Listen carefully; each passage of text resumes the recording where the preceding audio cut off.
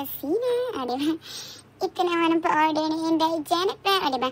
Dapat talaga yung booking dito, isang tinapay lang. Tapos, itong customer ko kasi nga, nung nag-message ba kung pwede ba daw maaga ang pick up. Ang sagot ko naman, tinagalog ko ba? Hindi ko naman alam na English. Sabi niya talaga, hindi daw niya na-understand. Sorry naman. Nung pag-pick up na, ibang lahi pala. O, diba? Parang, Asian din ba yun sila? Basta parang Asian din. Kaya sabi, kasi nga parang first time ko na customer din yun ba? Kasi nga, di ba, mostly naman kasi sa mga ibang lahi sa akin, mga cake. Ngayon kasi may mga bago-bagong patinapay na rin kasi silang binibili pala. Mostly din mga ito, Spanish bread. Kasi nakailan na rin eh. Yung ano doon na isa, din, yung 3 box na Spanish bread noon, ibang lahi din yun. Kaya nga nagtataka ang person, kasi kaya nga nagtagalog siya, kasi nga akala ko talaga, sorry naman sa aking customer, oy, na bigla ko na lang tinagalog, no. Kasi nga, minsan din naman, yung iba kong customer na mga Pinoy, nag-i-English. Ako na minsan din naman, nagtatagalog na lang diretso. Pero ang ending pala, mga pareho lang din mga Visaya, diba? Tapos ito nga, hindi talaga to kasabay itong, tawag nito, yung ubi ensaymada, diba?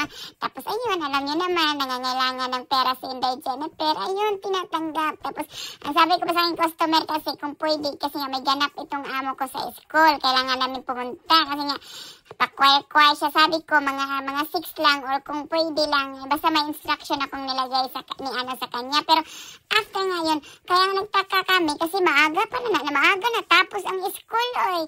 Kasi noon laging natatapos mga 9 o papunta ng 9. Mga ganun natatapos ang na ngayon talaga papunta pa lang ng 8. Kaya nga nagtaka kami, bakit ang super aga? Kaya inano ko na lang ang aking customer na wala, natapos na. Kaya ayun, pwede. Tamang-tama din naman parang impunto ba yun na yung mga alas 8 ba nung pag-pick up din itong si Ubi Ensaymada, di ba? O di ba, tamang-tama, ako lang din ang nagbigay. Inano ko pa naman, yung mga instruction binigay ko sa aking customer. Ito pala yung anak ko kapala kasi nga pa-choir. Mura pa nung elementarya siya. Tapos hanggang naging high school na. Yun na, hinayaan ko na lang din siya. Kasi nga, yung mga ibang activities niya kasi wala na. Gaya ng swimming. Yung ballet din noon mula nung pandemic, wala na. Parang tinamad na rin ata siyang mag-ballet. Tapos yung swimming naman, kasi nga lifesaver na napaswimming niya. Kaya hinayaan ko na lang siya itong pa-choir niya. Hindi naman, kahit naman, ewan ko sa kanya, maganda ba yung boses niya? Di ba? Inano yung sariling anak ba? Pero ayan yun ako. Kaya kwento ko to, hindi nyo to kwento. Di ba? Kung sino na lang ba? At least yung anak ko lang naman. Hindi. Ano naman siya, okay na yung pa-boses niya. Ganun lang yun. Kasi yun na lang yung activities niya. Tamad na tong anak ko. Walang niya talaga tong babaeng tong bakit ba tamad na sa kanyang buhay-buhay. Kaya sa ganyan, hinayaan ko na.